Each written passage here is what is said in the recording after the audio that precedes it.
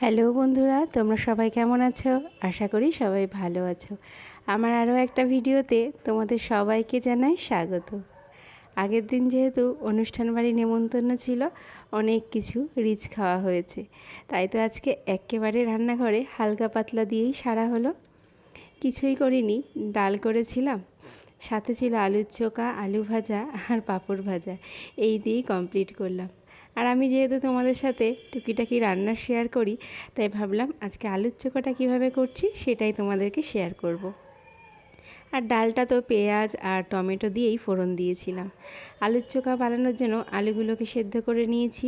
কড়াইতে তেল দিয়ে দুটো শুকনো লঙ্কা ভেজে নিয়েছি, দিয়েছি খানিকটা কালো জিরে, আর তারপরে দিয়েছি পেঁয়াজ। পেঁয়াজগুলো বেশ লাল লাল করে ভাজার পরে দিয়ে দিয়েছি টমেটো। টমেটো দেওয়ার পরে না এর মধ্যে লবণ দিয়ে দিয়েছি, তাতে টমেটোটাও গলে যাবে আর আমার আলুর চোখার মধ্যে পরে আর লবণ দিতে হবে না। দেখো, পেঁয়াজ টমেটোটাও সুন্দর করে ভেজে নিয়েছি। এবার এর মধ্যে আলুগুলোকে দিয়ে সুন্দর করে মেখে নিলেই আমার আলুর চোখাটা রেডি হয়ে যাবে। আচ্ছা, তোমরা কি এভাবে আলুর চোখা বানাও? বানালে আমাকে একটু কমেন্ট করে জানিও তো।